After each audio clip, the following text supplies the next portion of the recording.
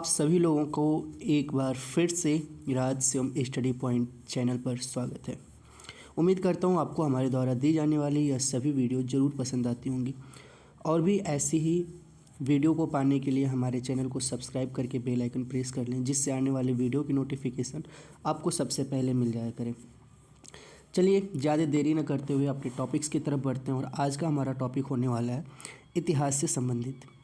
इतिहास में आज का हमारा टॉपिक है हड़प्पा सिंधु सभ्यता। ठीक है, हड़प्पा और सिंधु सभ्यता, जो कि अब से 2500 ईसा पूर्व से 1750 ईसा पूर्व तक मानी जाती है।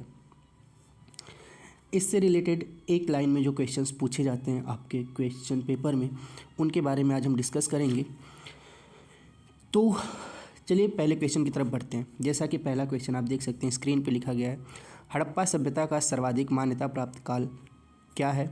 तो हड़प्पा सभ्यता का सर्वाधिक मान्यता प्राप्त काल है 2500 ईसा पूर्व से 1750 ईसा पूर्व तक।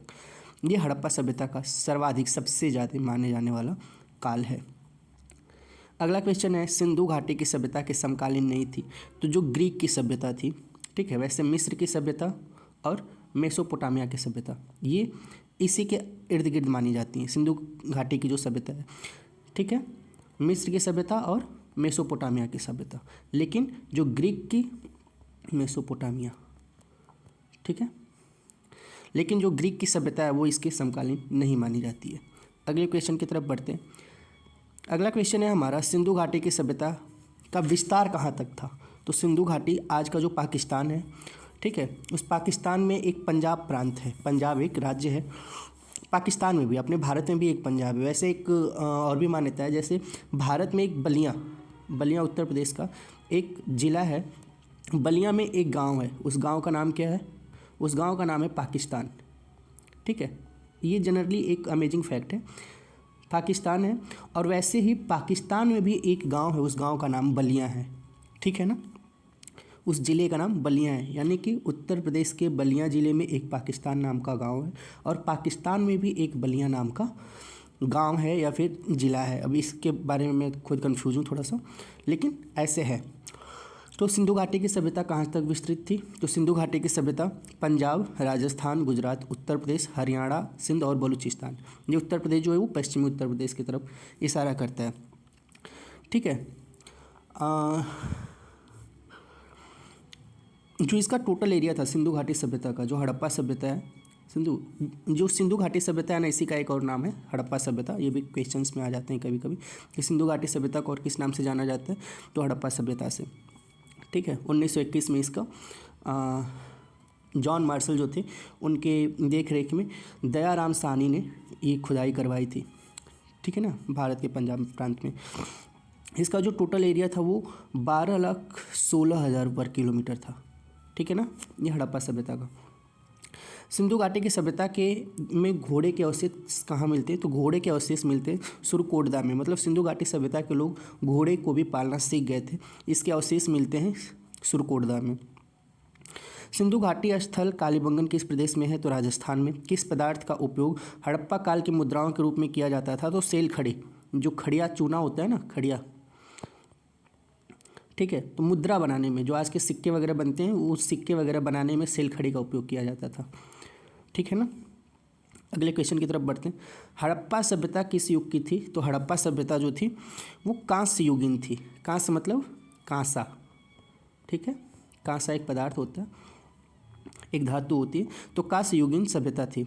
ठीक है, हड़प्पा सभ्यता के लोग लोहे का उपयोग अभी करना नहीं जानते थे, लोहे का उपयोग नहीं जानते थे, कांस्ययुगीन सभ्यता थे। सिंधु घाटी सभ्यता के लोगों का मुख्य व्यवसाय क्या था? व्यापार करना। ठीक है, ये एक नगरीय व्यवस्था में रहते थे। इनका जो एरिया था वो त्रिभुजाकार था। ठीक है ना, इन्होंने अपना जो बनाया था, इस सभ्यता का जो निर्माण इन्होंने किया था त्रिभुजीय आकार पे किया था। और ये लोग शहरी सभ्यता में रहते थे। ठीक है, नगरीय सभ्यता, शहरी सभ्यता में। देखिए, हड़प्पा सभ्यता के निवासी थे। अगले क्वेश्चन में आ भी गया कि हड़प्पा सभ्यता के निवासी कैसे थे? शहरी सभ्यता में निवास करते थे। सिंधु घाटी सभ्यता के घर किससे बनाए जाते थे? तो ईंट से बनाए जाते थे। हड़प्पा वासी किस वस्तु के उत्पादन में सर्वप्रथम थे? तो ये कपास का उत्पादन ज़्यादा करते थे। ठीक है, हड़प्पा सभ्यता का सर्वप्रथम खोजकर्ता दयाराम साहनी, मैंने बताया दयाराम साहनी, और ये किसके देख रेख में? जॉन मार्शल के। सिंधु सभ्यता का पत्तन नगर यानी बंदरगाह, जैसे वो लोग शहरी सभ्यता में रहते थे तो वो लोग व्यापार जो करते थे, ठीक है, अफ्रीका के इर्द गिर्द वो लोग व्यापार करते थे ऐसा माना जाता है। तो उनका जो बंदरगाह था वो लोथल एक जगह है, वहाँ पे इनका बंदरगाह था। अगला क्वेश्चन है, पैमानों की खोज ने यह सिद्ध कर दिया कि सिंधु घाटी के लोग माप तौल से परिचित थे। यह खोज कहाँ पर हुई? तो लोथल में ये खोज हुई थी कि वहाँ के लोग माप तौल से परिचित थे। ठीक है। हड़प्पा कालीन समाज किन वर्गों में विभक्त था? तो वहाँ पे जो आजकल बताया जाता है ब्राह्मण, क्षत्रिय, वैश्य, शूद्र, तो वैसे यहाँ पे विद्वान ब्राह्मणों को कहा गया, योद्धा क्षत्रिय, व्यापारिक मतलब वैश्य और श्रमिक मतलब शूद्र। तो हड़प्पा कालीन समाज जो था वो विद्वान, योद्धा, व्यापारी और श्रमिक के रूप में विभक्त था। अगले क्वेश्चन की तरफ बढ़ते। सिंधु सभ्यता का सर्वाधिक उपयुक्त नाम क्या है? तो हड़प्पा की सभ्यता, ये सर्वाधिक उपयुक्त नाम है, सबसे ज़्यादा उपयोग करने वाला नाम है। हड़प्पा सभ्यता की खोज किस वर्ष में हुई थी? तो 1921 में दयाराम साहनी ने किया था। हड़प्पा सभ्यता के बारे में कौन सी उक्ति सही है? तो उन्होंने पशुपति जो शिव की पूजा है उनकी उपासना करना शुरू कर दिए थे। कौन? हड़प्पा सभ्यता के लोग। हड़प्पा के लोगों की सामाजिक पद्धति थी उचित समतावादी थे वो लोग। सिंध का नखलिस्तान बाग यानी हड़प्पा सभ्यता के किस पुराण स्थल को कहा गया है? तो सिंध में भी एक बाग था, वहाँ पे मोहनजोदड़ो, जहाँ पे मोहनजोदड़ो में वो कारागार मिले हैं, उसके बाद स्नानागार मिले हैं, वो सब कुछ मिले हैं सिंध में। ठीक है ना। हड़प्पा सभ्यता के संपूर्ण क्षेत्र का आकार किस प्रकार का था? मैंने अभी आपको बताया वो त्रिभुजाकार था, ऐसे मतलब वो लोग रहते थे, ऐसे बना हुआ था उनका। हड़प्पा सभ्यता के अंतर्गत हल से जोते गए खेत का साक्ष्य कहाँ से मिलता है? तो कालीबंगा से मिलता है। सिंधु सभ्यता की ईंटों का अलंकरण किस स्थान से मिलता है? कालीबंगा से। मोहनजोदड़ो कहाँ स्थित है? तो ये सिंध प्रांत में स्थित है। ठीक है, आज का जो पंजाब है। सिंधु सभ्यता में बृहत स्नानागार पाया गया मोहनजोदड़ो में, स्नानागार बताया ना, ये बड़ा एक तालाब टाइप का था। सिंधु सभ्यता की मुद्रा में किस देवता के रामतुल्य चित्रांकन मिलता है? तो आदि शिव का वो पूजन करते थे, पशुपतिनाथ की। कौन सा हड़प्पा कालीन स्थल गुजरात में था? तो लोथल जो था वो गुजरात में था। मोहनजोदड़ो को किस एक अन्य और नाम से जाना जाता है? मृतकों का टेला। मोहनजोदड़ो जहाँ पे स्नानागार पाए गए वहाँ उसको एक और नाम से जाना जाता है माउंड ऑफ डेड यानी मृतकों का टीला। हड़प्पा सभ्यता का प्रचलित नाम है सिंधु घाटी की सभ्यता। सिंधु घाटी की सभ्यता का उपयुक्त नाम हड़प्पा सभ्यता और हड़प्पा सभ्यता का प्रचलित नाम सिंधु घाटी सभ्यता। ठीक है ना, उम्मीद करता हूँ समझ में आ रहा होगा। सैंधव स्थलों के उत्खनन से प्राप्त मोहरों पर किस पशु का सर्वाधिक उत्कीर्णन मिलता है? चूँकि वो पशुपतिनाथ की पूजन करते थे तो जाहिर सी बात है कि बैल का सर्वाधिक उत्कीर्णन मिलेगा। सिंधु घाटी सभ्यता जानी जाती है अपने नगर नियोजन के लिए। ठीक है ना, नगरीय सभ्यता थी, शहरी सभ्यता थी, इसलिए वो जानी जाती है नगर नियोजन के लिए। सिंधु सभ्यता का कौन सा स्थान भारत में स्थित है? लोथल। ठीक है, जो कि आज के गुजरात में था। भारत में खोजा गया सबसे पुराना शहर था हड़प्पा। हड़प्पा जो है भारत का सबसे पुराना शहर खोजा गया है, जो आद्य ऐतिहासिक के नाम से जाना जाता है। आजकल के इतिहास का सबसे प्राचीनतम अवशेष जो प्राप्त हुए वो हड़प्पा काल में प्राप्त हुए। भारत में चांदी की उपलब्धता के प्राचीनतम साक्ष्य मिलते हैं हड़प्पा सभ्यता में। मांडा किस नदी के किनारे स्थित था? तो चेनाब नदी के किनारे मांडा एक जगह है वो स्थित था। हड़प्पा कालीन स्थल रोपण पंजाब किस नदी के किनारे स्थित था? तो ये सतलुज नदी के किनारे। हड़प्पा में एक उन्नत जल प्रबंधन प्रणाली का पता चलता है।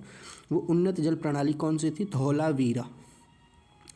हड़प्पा के मिट्टी के बर्तनों पर सामान्यतः किस रंग का उपयोग होता था? तो वो लाल रंग का। ठीक है ना, लाल रंग के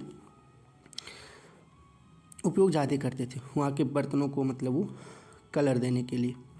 सिंधु सभ्यता किस युग में पड़ता है? तो आद्य ऐतिहासिक काल में, प्रोटो हिस्टोरिक पीरियड में सिंधु सभ्यता का काल जो है वो आद्य ऐतिहासिक काल में माना जाता है। सिंधु घाटी सभ्यता की विकसित अवस्था में किस स्थल में घरों की कुओं के अवशेष मिले हैं? तो मोहनजोदड़ो में। मैंने आपको बताया ना कि घरों में स्नानागार वगैरह मिलते थे, वो मोहनजोदड़ो में मिले। सिंधु घाटी सभ्यता को खोज निकालने में जिन दो भारतीय का नाम जुड़ा हुआ है वो कौन से? दयाराम साहनी और राखालदास बनर्जी। ठीक है, ये दयाराम साहनी ने 1921 में इसकी खुदाई करवाई थी और राखालदास बनर्जी ने 1922 ईस्वी में यहाँ पे खुदाई करवाई थी। ठीक है ना। रंगपुर जहाँ हड़प्पा के समकालीन सभ्यता थी वो सौराष्ट्र में है। ठीक है, रंगपुर जहाँ हड़प्पा की समकालीन सभ्यता थी वो सौराष्ट्र में।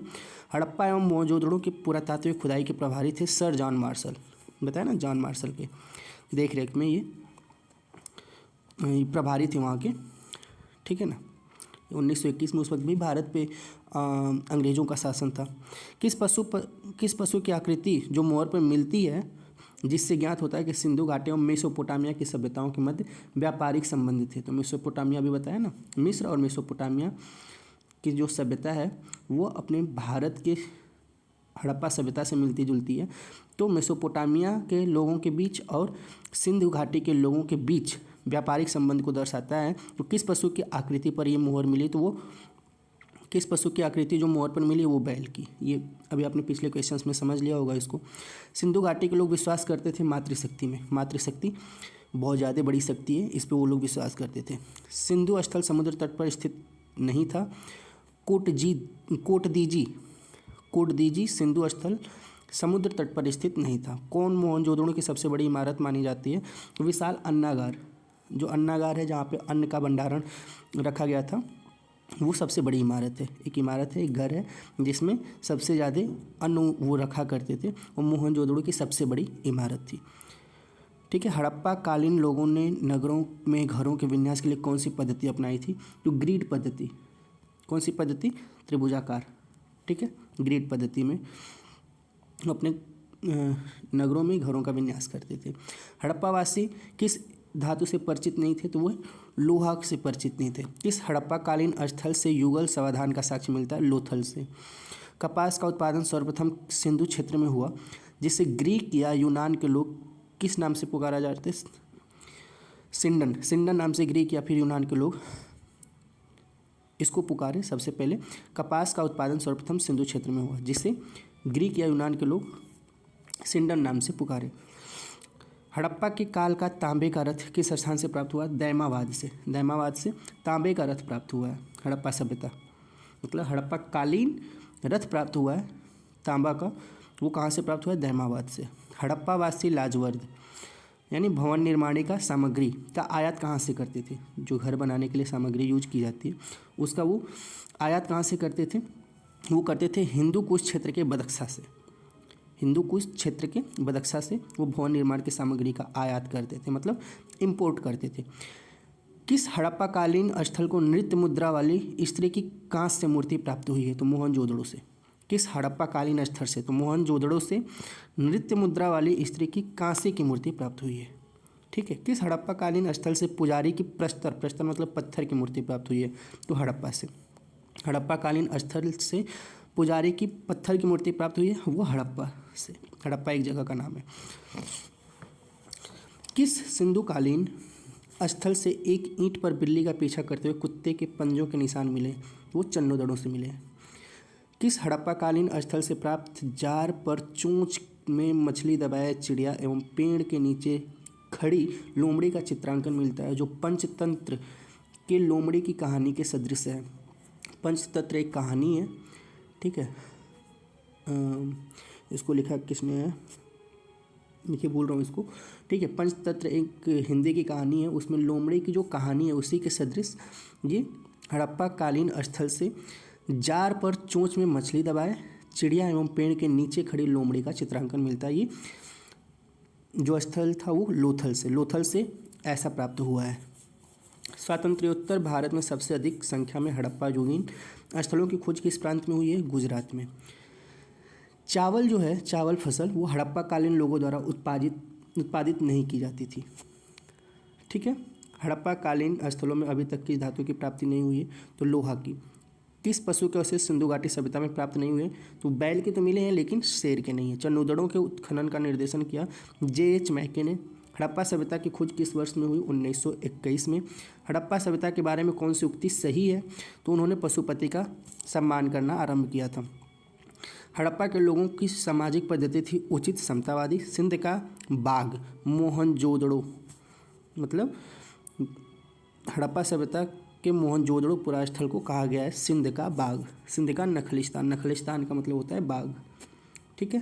तो इस प्रकार से आज का ये वीडियो यहीं पे होता है कंप्लीट। उम्मीद करता हूँ आपको हमारे द्वारा दी जाने वाली ये वीडियो पसंद आई होंगी, जिसमें हम टारगेट किए थे कम से कम 50+ क्वेश्चंस आपको इसमें देंगे, जो कि आपके प्रिपरेशन के लिए मददगार साबित होंगी। तो अगर आपको अपने मन में अगर और भी किसी टॉपिक को लेकर के कोई इच्छा हो तो उसे